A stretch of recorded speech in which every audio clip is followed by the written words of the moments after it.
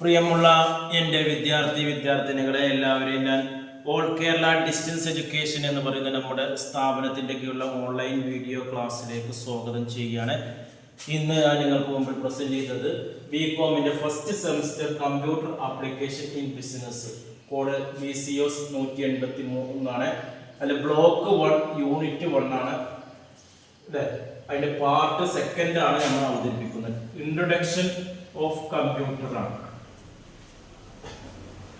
അതിൽ first part നമ്മൾ ഏകദേശം അവതരിപ്പിച്ചിട്ടുണ്ട്. കമ്പ്യൂട്ടറിന്റെ എന്താണ് കമ്പ്യൂട്ടർ എന്നും അതിന്റെ സിഗ്നിഫിക്കൻസും അഡ്വാൻറ്റേജസും സ്മാർട്ട് ഫോണും അതേപോലെ തന്നെ എവല്യൂഷൻ ഓഫ് കമ്പ്യൂട്ടറിലെ 2 സ്റ്റേജ് വരെ നമ്മൾ അവതരിപ്പിച്ചു. ഇന്ന് എവല്യൂഷന്റെ ബാക്കി ഭാഗമാണ്. ഫസ്റ്റ് ജനറേഷൻ നമ്മൾ 48 56 പറഞ്ഞു, 56 63 പറഞ്ഞു. ഇന്ന് വരുന്നത് 63 72 വരെയാണ് തേർഡ് സ്റ്റേജ്. അതിന്റെ പ്രത്യേകത എന്താണെന്നാണ്. തേർഡ് ജനറേഷൻ കമ്പ്യൂട്ടർ 63 72 കാലഘട്ടം വരെയാണ് ഉപയോഗിക്കുന്നത്. അന്ന് ഇൻ്റഗ്രേറ്റഡ് സർക്യൂട്ടാണ് നമ്മൾ ഉപയോഗിക്കുന്നത്.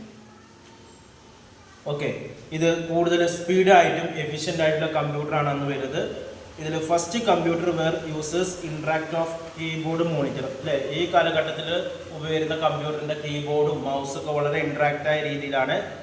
അതേപോലെ തന്നെ ഇതിന് എക്സാമ്പിളാണ് IBM 360, CDC 6400 ഇങ്ങനെയുള്ള കമ്പ്യൂട്ടറുകളൊക്കെയാണ് ഈ തേർഡ് ജനറേഷനിൽ വരുന്നത്. ഇൻ്റഗ്രേറ്റഡ് സർക്യൂട്ടാണ്, ഹൈ സ്പീഡാണ്, എഫിഷ്യൻ്റ് ആണ്. അതേപോലെ തന്നെ ഇൻട്രാക്ട് ഓഫ് യൂസിങ് കീബോർഡ് മോണിറ്ററൊക്കെ ഇതിൻ്റെ പ്രത്യേകതകളാണ്. ഇനി നമുക്ക് പഠിക്കാനുള്ള ഫോർത്ത് ജനറേഷൻ്റെ പ്രത്യേകത എന്തൊക്കെയാണെന്നാണ്. ഫോർത്ത് ജനറേഷൻ ഏകദേശം വരുന്നത് 1972 ടു 2010 വരെയാണ് ഫോർത്ത് ജനറേഷൻ വരുന്നത്. 72 മുതൽ 2010 വരെയാണ് ഈ കാലഘട്ടം. യൂസ് ഓഫ് മൈക്രോ പ്രോസസ്സറാണ് ഇവിടെ കൂടുതലായിട്ട് നമ്മൾ യൂസ് ചെയ്യുന്നത്. അപ്പോൾ ഫോർത്ത് ജനറേഷനിൽ മൈക്രോ പ്രോസസ്സറാണ്. തേർഡ് ജനറേഷനിൽ ഇൻ്റഗ്രേറ്റഡ് സർക്യൂട്ടാണ്. ഇവിടെ ആയിട്ടുള്ളൊരു സിംഗിൾ സിലിക്കോൺ ചിപ്പാണ് മെയിനായിട്ട് ഉപയോഗിക്കുന്നതെന്നാണ്. Which thousands of integrated circuit ഇവിടെ വരുന്നുണ്ട് എന്നുള്ളതാണ് പറയുന്നത്. പിന്നെ ഇവിടെ കമ്പ്യൂട്ടറിൻ്റെ സൈസ് കുറവാണ്. അതേപോലെ തന്നെ birth and rapid of evolution of ഇൻ്റർനെറ്റിൻ്റെ എവല്യൂഷനും ഒക്കെ വളർച്ചയൊക്കെ വന്നത് ഈ ഫോർത്ത് ജനറേഷനിലാണ്. അതർ പ്രൈമറി അഡ്വാൻസ് എന്തൊക്കെ വെച്ച് കഴിഞ്ഞാൽ നമ്മൾ ഗ്രാഫിക്കൽ യൂസർ ഇൻ്റർഫേസസ് വരുന്നുണ്ട്. മൗസ് ആൻഡ് അഡ്വാൻസ്ഡ് ലാപ്ടോപ്പ് ഇങ്ങനെയുള്ള മൗസും അഡ്വാൻസ്ഡ് ആയിട്ടുള്ള ലാപ്ടോപ്പൊക്കെ ഈ കാലഘട്ടത്തിൽ വന്നിട്ടുണ്ട്. ഇനി നമുക്ക് വരുന്നത് fifth ജനറേഷനാണ്.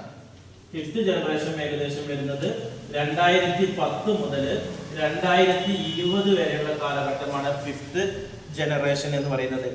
Based on innovation in computer. കമ്പ്യൂട്ടറിൽ വലിയ വലിയ നവീന ആശയങ്ങളൊക്കെ കൊണ്ടുവന്നു എന്നുള്ളതാണ്. ആർക്കിടെക്ചറൊക്കെ കൊണ്ടുവന്നു. പാരലൽ പ്രോസസ്സിങ്, ഇൻ്റലിജൻറ്റ് പ്രോഗ്രാം അല്ലേ, നല്ല ബുദ്ധിശക്തിയുള്ള പ്രോഗ്രാമിംഗ് ഫെസിലിറ്റീസ് ഒക്കെ കമ്പ്യൂട്ടറിൽ കൊണ്ടുവന്നൊരു കാലഘട്ടമാണ്. Machine can be process and acknowledge natural language. പിന്നെ fifth generation based robot based രീതിയിലുള്ള കമ്പ്യൂട്ടറുകളാണ് ഫിഫ്ത്ത് ജനറേഷൻ ഉപയോഗിക്കുന്നത്. ഇത് നമ്മൾക്ക് മെഡിക്കൽ സയൻസിലും റിസർച്ച് ഫീൽഡിലൊക്കെ ഉപയോഗിക്കാൻ പറ്റിയ രീതിയിലുള്ള കമ്പ്യൂട്ടറാണ് ഫിഫ്ത്ത് ജനറേഷൻ. ഇനി ലാസ്റ്റാണ് സിക്സ്ത് ജനറേഷൻ്റെ പ്രത്യേകത എന്തൊക്കെയാണെന്നുള്ളതാണ്. സിക്സ്ത് എന്ന് പറയുന്നത് 2020 മുതൽ നമുക്ക് അതിൻ്റെ കാലഘട്ടം വരുന്നത് ഓൺവേർഡ്സ് ആണ്. 2020 ശേഷമുള്ള കാലഘട്ടമാണ് നമുക്ക് എന്ത് ചെയ്യുന്നത് സിക്സ്ത് ജനറേഷൻ വരുന്നുണ്ട്. ഇവിടെ നാനോ ടെക്നോളജീസ് ആണ് സിക്സ്ത് ജനറേഷൻ്റെ പ്രത്യേകത. ഇൻ്റലിജൻറ്റ് കമ്പ്യൂട്ടർ അല്ലേ, ഇൻ്റലിജൻറ്റ് കമ്പ്യൂട്ടർ ഉപയോഗിച്ചിരുന്ന കാലഘട്ടമാണ്. ആർട്ടിഫിഷ്യൽ ആയിട്ടുള്ള നെറ്റ്വർക്ക് അല്ലെങ്കിൽ ആർട്ടിഫിഷ്യൽ ആയിട്ടുള്ള ബ്രെയിൻസ് ആണ് ഇവിടെ നമ്മൾ ഉപയോഗിച്ചിരുന്നത്.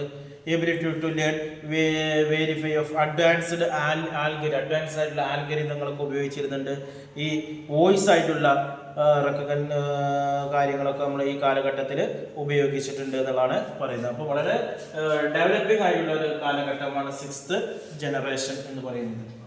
ഇനി നമുക്ക് ഇതിൽ വരുന്നതാണ് ക്ലാസിഫിക്കേഷൻ ഓഫ് കമ്പ്യൂട്ടറാണ്.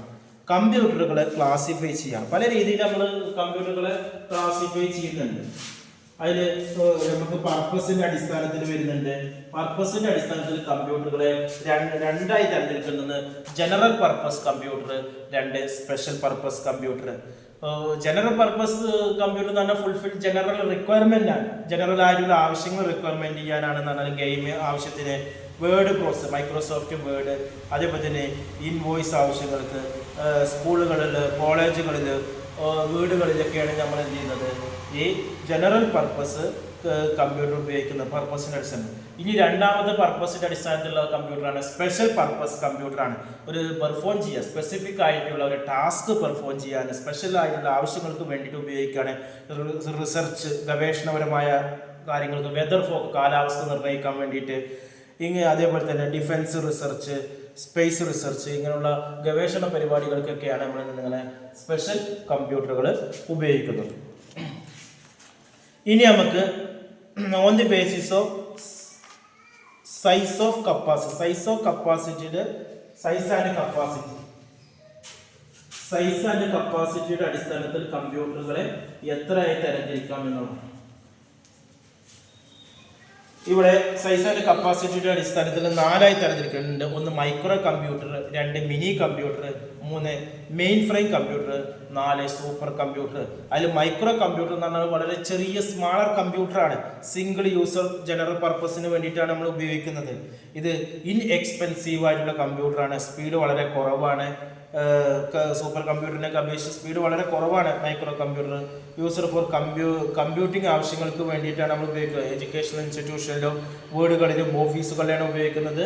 ഈ മൈക്രോ കമ്പ്യൂട്ടറിന് ഉദാഹരണമാണ് desktop computer, personal computer, laptop, note book, ഇതൊക്കെയാണ് അതിന് ഉദാഹരണം. രണ്ടാമത്തെ നമ്മൾ സൈസിൻ്റെ അടിസ്ഥാനത്തിലുള്ള രണ്ടാമത്തെ കമ്പ്യൂട്ടറാണ് മിനി കമ്പ്യൂട്ടറാണ്. അതിനൊരു വലിയ ലാർജ് സൈസാണ്. ഇത് കൂടുതൽ സൂട്ടബിൾ ആയിരിക്കുന്ന സ്മാൾ ബിസിനസ് അല്ലെങ്കിൽ ഒരു ഡിപ്പാർട്ട്മെന്റ് അല്ലെങ്കിൽ ലാർജ് ഓർഗനൈസേഷൻ. ഇതിൽ support of use of greater capacity വരുന്നുണ്ട്. അതേപോലെ തന്നെ കാപ്പബിൾ ആയിട്ടുള്ള ഇൻപുട്ട് ആൻഡ് ഔട്ട്പുട്ട് ഡിവൈസസ് ഒക്കെയാണ് ഈ മിനി കമ്പ്യൂട്ടർ ഉപയോഗിക്കുന്നത്. അപ്പോൾ സ്മാൾ ബിസിനസ് അല്ലെങ്കിൽ ഡിപ്പാർട്ട്മെന്റ്, വലിയ വലിയ ഓർഗനൈസേഷൻ്റെ ഡിപ്പാർട്ട്മെന്റിൽ ഉപയോഗിക്കുന്ന കമ്പ്യൂട്ടറാണ് മിനി കമ്പ്യൂട്ടർ എന്ന പേരിൽ അറിയപ്പെടുന്നത്. അതിന് ഉദാഹരണമാണ് ലാപ്ടോപ്പ്, പേഴ്സണൽ കമ്പ്യൂട്ടറൊക്കെ. ഇനി മൂന്നാമത്തെ കമ്പ്യൂട്ടറാണ് മെയിൻ ഫ്രെയിം കമ്പ്യൂട്ടർ എന്ന് പറയുന്നത്. അതൊരു വലിയ ബിഗ് കമ്പ്യൂട്ടറാണ്. അത് വളരെ എക്സ്പെൻസീവ് ആയിട്ടുള്ളതാണ്. അതിനെ സപ്പോർട്ട് ചെയ്യുന്നത് 10,000 യൂസേഴ്സാണ്. ഒരൊറ്റ ടൈമിൽ 10,000 യൂസേഴ്സ് നമ്മൾ സപ്പോർട്ട് ചെയ്യുന്ന ഒരു കമ്പ്യൂട്ടറാണ്. മാസീവ് ഡാറ്റ സ്റ്റോറേജ് കപ്പാസിറ്റി ഉണ്ട്. ബിഗ് ഓർഗനൈസേഷനൊക്കെയാണ് ഉപയോഗിക്കുന്നത്. Business, insurance, bank, railway, airlines, ഇങ്ങനെയുള്ള മേഖലകളാണ് ഈ മെയിൻ ഫ്രെയിം കമ്പ്യൂട്ടർ ഉപയോഗിക്കുന്നത്. ഇനി നാലാമത്തെ കമ്പ്യൂട്ടറാണ് സൂപ്പർ കമ്പ്യൂട്ടർ. ഏറ്റവും വലിയ കമ്പ്യൂട്ടറാണ്. ഹൈ ലെവലായിട്ട് പെർഫോം ചെയ്യുന്ന, മോസ്റ്റ് പവർഫുൾ ആണ്, വളരെ എക്സ്പെൻസീവ് ആണ്. Able to perform billions of instruction per second ആണ്. ഒരു ബില്യൺ കണക്കിന് ഇൻസ്ട്രക്ഷൻ നമുക്കൊരു സെക്കൻഡിൽ ലഭിക്കുന്നുണ്ട്. കമ്പ്യൂട്ടേഷനൊക്കെ വളരെ വൈറ്റലായിട്ടുള്ള റോൾസ് ഉണ്ട്.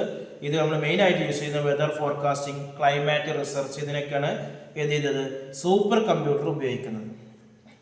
ഇനി അടുത്തത് നമുക്ക് on the basis of data handling അല്ലെങ്കിൽ ടെക്നോളജിയുടെ അടിസ്ഥാനത്തിൽ നമുക്ക് എത്ര തരംതിരിക്കാം എന്നുള്ളതാണ്. ഡാറ്റ ഹാൻഡിൽ അല്ലെങ്കിൽ ടെക്നോളജിയുടെ അടിസ്ഥാനത്തിൽ കമ്പ്യൂട്ടറുകളെ എത്രയായി തരംതിരിക്കാം എന്നതാണ്. ടെക്നോളജിയുടെ അടിസ്ഥാനത്തിൽ നമുക്ക് കമ്പ്യൂട്ടറെ 3ആയി തരംതിരിക്കാം. Analog computer, digital computer, 3 hybrid computer. Analog computer എന്ന് പറഞ്ഞാൽ കണ്ടിന്യൂസ് ആയിട്ടുള്ള ആവശ്യങ്ങൾക്ക് വേണ്ടിയിട്ടാണ് നമ്മൾ ഉപയോഗിക്കുന്നത്. ഫിസിക്കൽ ഫാറ്റ്, അതായത് ഇലക്ട്രിക്കൽ ആയിട്ടുള്ള പർപ്പസിന് വേണ്ടിയിട്ടൊക്കെയാണ് നമ്മൾ എന്ത് ചെയ്യുന്നത് ഉപയോഗിക്കുന്നത്. അതാണ് അനലോഗ് കമ്പ്യൂട്ടർ എന്ന പേരിൽ അറിയപ്പെടുന്നത്. നല്ല രീതിയിലുള്ള കമ്പ്യൂട്ടറാണ്. പിന്നെ രണ്ടാമത് ഡിജിറ്റൽ കമ്പ്യൂട്ടറാണ്. ഈ ഡിജിറ്റൽ കമ്പ്യൂട്ടർ എന്ന് പറഞ്ഞാൽ input data in form of numbers രൂപത്തിലാണ് ഇൻപുട്ട് ഡാറ്റ വരുന്നത്. പെർഫോം അരിതമാറ്റിക് ആൻഡ് ലോജിക്കൽ ആയിട്ടുള്ള ആവശ്യങ്ങൾക്ക് വേണ്ടിയിട്ടാണ് നമ്മൾ ഉപയോഗിക്കുന്നത്. ഹൈ സ്പീഡാണ്, അക്യുറസി ഉണ്ട്. അതേപോലെ തന്നെ മേക്കിംഗ് യൂസ്ഡ് മാത്തമാറ്റിക്കൽ ആയിട്ടുള്ള കാൽക്കുലേഷൻ, അതുപോലെ തന്നെ ഓർഗനൈസിങ് പർപ്പസിനൊക്കെ വേണ്ടിയിട്ടാണ് നമ്മൾ ഉപയോഗിക്കുന്നത്. ഈ ഡിജിറ്റൽ കമ്പ്യൂട്ടറിന് ഉദാഹരണമാണ് desk top computer, note book, smart phone ഒക്കെ അതിന് ഉദാഹരണമാണ്. പിന്നെ നമ്മൾ ഉപയോഗിക്കുന്നത് ഹൈബ്രിഡ് കമ്പ്യൂട്ടറാണ്. ഹൈബ്രിഡ് കമ്പ്യൂട്ടർ എന്ന് പറഞ്ഞാൽ a digital computer that access analogue സിഗ്നലാണ്. ഈ ഡിജിറ്റൽ കമ്പ്യൂട്ടറിൽ എന്ന് പറഞ്ഞാൽ അനലോഗ് സിഗ്നലാണ്, convert them into digital and process them ടെക്നോളജിയാണ്. അതായത് ഈ രണ്ട് കമ്പ്യൂട്ടറും കൂടെ മിക്സ് ചെയ്തിട്ടാണ് ഇത് വരുന്നത്. ഹൈബ്രിഡ് രണ്ടിൻ്റെയും ഫങ്ഷൻസ് ഇതിൽ വരുന്നുണ്ട്, ഹൈബ്രിഡിൽ വരുന്നുണ്ട്. അതിൻ്റെ എക്സാമ്പിളാണ് സെൻട്രൽ നാഷണൽ ഡിഫൻസസ് വരുന്നുണ്ട്, പാസഞ്ചർ ഫ്ലൈറ്റ് റൈഡേഴ്സ് ഒക്കെ ഇതിൽ വരുന്നുണ്ട്. ഇനി നമുക്കിതിൽ പഠിക്കാനുള്ള ഒരു ടോപ്പിക്കാണ് കോമ്പണൻസ് ഓഫ് കമ്പ്യൂട്ടറിൻ്റെ. കമ്പ്യൂട്ടറിൻ്റെ കോമ്പണൻസ് എന്തൊക്കെയാണെന്നാണ്. കമ്പ്യൂട്ടറിൻ്റെ കോമ്പണൻസിൽ മെയിനായിട്ട് ഒന്ന് വരുന്നത് ഹാർഡ്വെയറും രണ്ട് സോഫ്റ്റ്വെയറുമാണ്.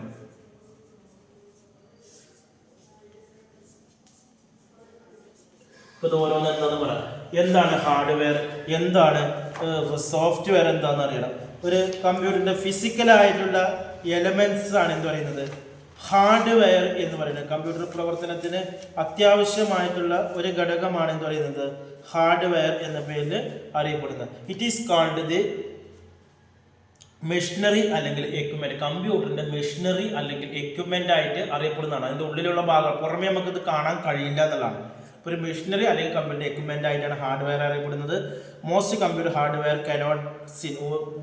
മിക്ക കമ്പ്യൂട്ടറിൻ്റെ ഹാർഡ്വെയർ നമുക്ക് കാണാൻ കഴിയില്ല, നോട്ട് അത് എക്സ്റ്റേണൽ എലമെന്റ് അല്ലാത്തതുകൊണ്ട്. അപ്പോൾ hardware consist of various parts ആണ്. Most vital of mother head ആയിട്ടാണ് അറിയപ്പെടുന്നത്. ഹാർഡ്വെയറിൻ്റെ പാർട്സ് നമ്മൾ മദർ ഹെഡ് എന്ന് അറിയപ്പെടുന്നത്. ഇനി നമുക്ക് കോമ്പണൻസ് കമ്പ്യൂട്ടറിൽ രണ്ടാമത് സോഫ്റ്റ്വെയർ എന്ന് പറഞ്ഞാൽ എന്താണ് സോഫ്റ്റ്വെയർ എന്ന് പറഞ്ഞാൽ. സോഫ്റ്റ്വെയർ എന്ന് പറയുന്ന കമ്പ്യൂട്ടർ എന്ന് പറഞ്ഞാൽ നമുക്കൊരു മെഷീൻ മാത്രമാണ്.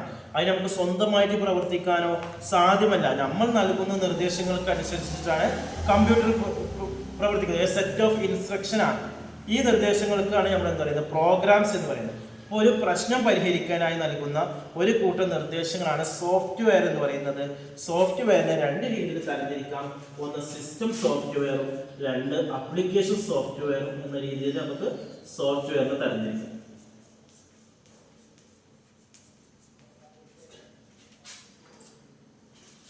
ഓക്കെ, ഈ സിസ്റ്റം സോഫ്റ്റ്വെയർ എന്ന് പറഞ്ഞാൽ കമ്പ്യൂട്ടർ സിസ്റ്റം സജീവമാക്കാനും സിസ്റ്റത്തിന്റെ ഹാർഡ്വെയർ ഘടകങ്ങളെ നിയന്ത്രിക്കാനും സംയോജിക്കാനും. അപ്പോൾ കമ്പ്യൂട്ടർ പ്രവർത്തനം നല്ല രീതിയിൽ കാര്യക്ഷമമാക്കാനും ഹാർഡ്വെയറിന്റെ പ്രവർത്തനം സംയോജിക്കാനുമാണ് സിസ്റ്റം സോഫ്റ്റ്വെയർ ഉപയോഗിക്കുന്നത്.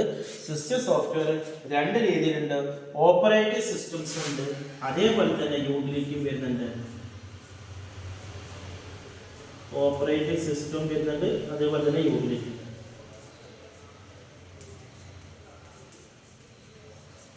ഇങ്ങനെ രണ്ട് രീതിയിലാണ് വരുന്നത്. ഓക്കെ, ഇനി നമുക്ക് ആപ്ലിക്കേഷൻ സോഫ്റ്റ്വെയർ. സോഫ്റ്റ്വെയറിന് രണ്ടാമതാണ് ആപ്ലിക്കേഷൻ സോഫ്റ്റ്വെയർ. ഒരു പ്രത്യേക പ്രശ്നം അല്ലെങ്കിൽ ഒരു പ്രത്യേക കാര്യങ്ങൾ വർക്ക് ചെയ്യാൻ വേണ്ടിയിട്ടാണ് നമ്മൾ എന്ത് ചെയ്യുന്നത്, ഒരു നിർദ്ദിഷ്ട പ്രോഗ്രാം രൂപകൽപ്പന ചെയ്യാൻ വേണ്ടിയിട്ടാണ് നമ്മൾ ആപ്ലിക്കേഷൻ സോഫ്റ്റ്വെയർ ഉപയോഗിക്കുന്നത്. ആപ്ലിക്കേഷൻ സോഫ്റ്റ്വെയറും രണ്ട് രീതിയുണ്ട്. ഒന്ന് ജനറലൈസ്ഡ് പാക്കേജും രണ്ട് കസ്റ്റമൈസ്ഡ് പാക്കേജും ആണ്. ജനറലൈസറും രണ്ടാമത്തെ കസ്റ്റമൈസറും. എങ്ങനെയാണ് ആപ്ലിക്കേഷൻ സോഫ്റ്റ്വെയർ വരുന്നത്? അപ്പോൾ ആപ്ലിക്കേഷൻ സോഫ്റ്റ്വെയർ നമുക്ക് ഉദാഹരണമാണ് Microsoft Word, Excel, PowerPoint. ഇതൊക്കെ ഒരു ആപ്ലിക്കേഷൻ സോഫ്റ്റ്വെയർ ആണ്. ഇത്രയാണ് നമ്മൾ ഇന്നത്തെ രണ്ടാമത്തെ വീഡിയോയിൽ ഉൾക്കൊള്ളിക്കുന്നത്. ഇനി ഇതിൻ്റെ ബാക്കി ഭാഗങ്ങൾ നമ്മൾ അടുത്ത വീഡിയോസിൽ അവതരിപ്പിക്കും. നമ്മുടെ ക്ലാസ്സുകൾക്കും മറ്റുള്ള ആവശ്യങ്ങൾക്കൊക്കെ നമ്മുടെ ചാനൽ നിങ്ങൾ ലൈക്ക് ചെയ്യുക, അതുപോലെ തന്നെ ഷെയർ ചെയ്യുക, സബ്സ്ക്രൈബ് ചെയ്യുക. നമ്മുടെ ഇഗ്നോ യൂണിവേഴ്സിറ്റിയുടെ വിവിധ അഡ്മിഷനുകളും ക്ലാസ്സുകളും നൽകുന്നുണ്ട്. ശ്രീനാരായണഗുരു യൂണിവേഴ്സിറ്റി നൽകുന്നുണ്ട്. അതേപോലെ തന്നെ NIST SSLC+2 1 മാസം കൊണ്ട്, 2 മാസം കൊണ്ട്, 3 മാസം കൊണ്ട്, 6 മാസം കൊണ്ട് നമ്മൾ നൽകുന്നുണ്ട്. അഡ്മിഷനും മറ്റു ആവശ്യങ്ങൾക്ക് നമ്മുടെ കോൺടാക്ട് ചെയ്യേണ്ട വാട്സപ്പ് നമ്പർ ചാനലിൻ്റെ ഡിസ്ക്രിപ്ഷൻ ബോക്സിലുണ്ട്. അത് കോൺടാക്ട് ചെയ്യുക. 9037114679. Okay, thank you.